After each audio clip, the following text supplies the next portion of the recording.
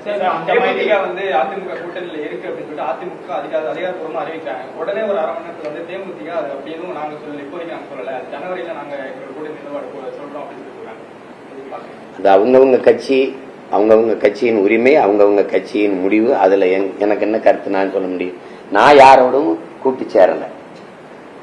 எனக்கு சாப்பாட்டுல மட்டும்தான் கூட்டு பொரியல், சண்டையில நான் எப்பவும் கணிச்சு தான் போடுவேன். அதனால என்னை நீங்க அந்த ஆட்டத்துல சேர்க்கறது தப்பு. அது அவங்களும் தலைநகர் டெல்லியில சார் இப்போ 4 தலைமுறைகளாக இருந்த தமிழர்கள் மதராஸ் முகாம்ல இருந்து வீடுகள் இடித்து அகற்றப்படுறாங்க. ஆளும் பாஜக அரசு அதை செஞ்சுட்டு இருக்கு. அது எப்படி பாக்குறீங்க?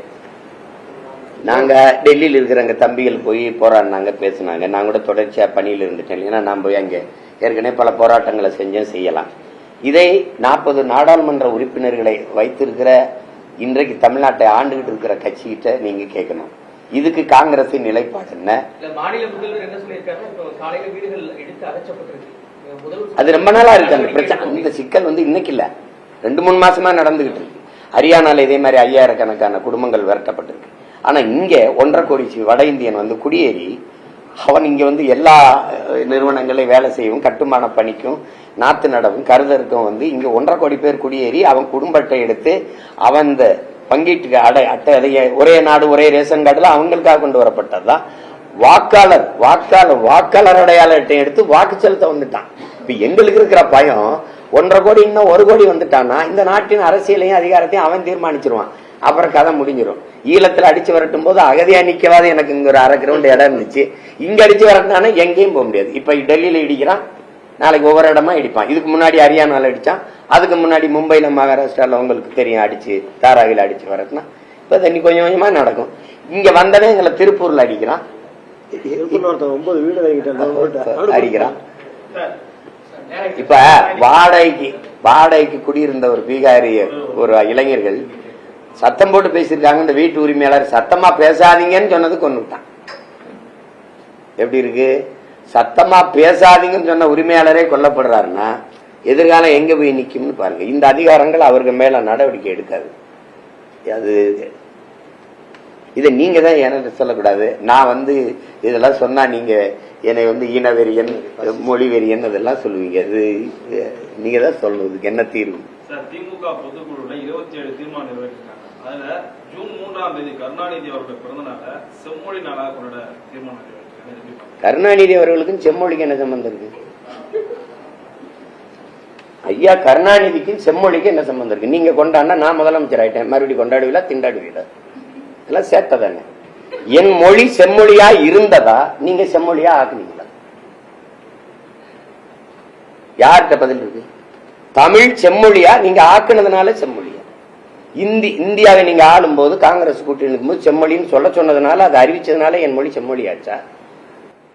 தமிழறிஞன் சொல்ல வேண்டியதுல உலகத்தில் இருக்கிற எல்லா மொழிவழி தேசியனங்களின் மொழி ஆய்வறிஞன் எல்லாரும் சொல்றான், உலகத்திலே ஒரு மொழி எந்த மொழியும் துணையும் இன்றி தனித்து இயங்கக்கூடிய உயர் தனி செம்மொழி உண்டென்றால் அது தமிழ்ங்கிறான்.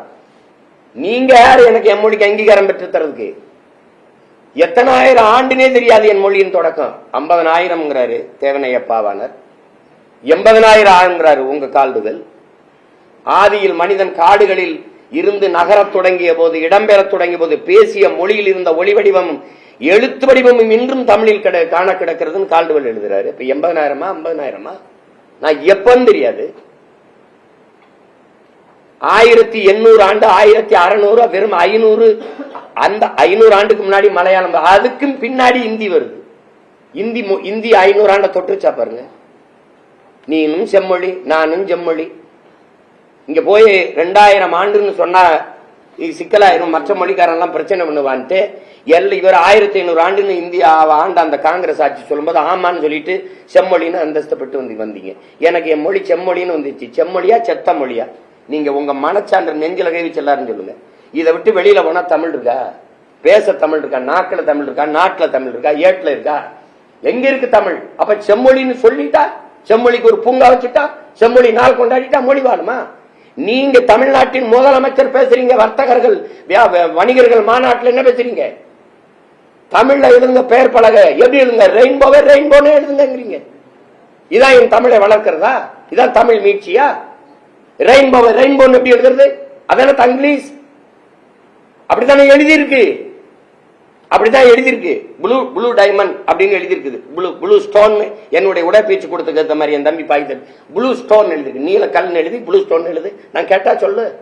எல்லா கடைகளையும் போகும்போது அண்ணன் சொன்னதுக்காக திரும்பி பார்த்து போங்க. ஒரு இடத்துல தமிழ் இருக்காங்க. எழுத்து தமிழா இருக்கும், ஆனா உச்சரிப்பு ஆங்கிலம். எழுத்து ஆங்கிலமா இருக்கும். இப்போ இல்லாட்டி எப்போ, IPPO இப்போ. எழுத்து ஆங்கிலம், உச்சரிப்பு தமிழ். விளங்குதா? அங்க அங்க என்ன இருக்கும்?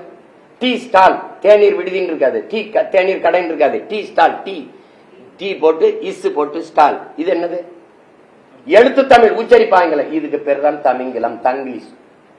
இமயவரை பரவி இருந்த ஒரு இனக்கூட்டத்தை, தெற்காசிய முழுமைக்கும் பரவி இருந்த ஒரு இனக்கூட்டத்தை மொழியை சிதைச்சு அழிச்சு காலடிகள் குறுகி வீழ வச்சு தமிழ்நாடுன்னு பேரை வச்சு என்னை ஏமாத்தி, எப்படி அவன் சொல்றான்ல, முதல்ல வெள்ளைக்காரன் வந்தான் எங்க நாட்டுக்கு, எங்க கையில பைபிளை கொடுத்தான், எங்ககிட்ட ஆடு இருந்துச்சு, மாடு இருந்துச்சு, நிலம் இருந்துச்சு, வீடு இருந்துச்சு. அவன் வெள்ளைக்காரன் வந்தான், பைபிள் எங்க கொடுத்தான், பைபிள் எங்க கையில இருந்துச்சு, ஆடு மாடு நிலம் எல்லாம் அவன் கைக்கு போயிடுச்சுங்கிற மாதிரி நீ இந்த தமிழ்நாடுன்னு பேரை வச்சு எங்களை மயங்க வச்சு மொத்தமா முடிச்சிட்ட. எங்க இருக்கு தமிழ்? செம்மொழின்னு அவருக்கு பேரை வச்சா சொல்லுங்க. அந்த மாதிரி நீங்க ஆடியோ லான்ச்சுக்கு இது பண்றீங்க, வேலைக்கு வரீங்க. ஓய்வு என்பது எங்களுக்கே வியப்பா இருக்கு. ஓய்வு பத்தி நீங்க சொல்லுங்க.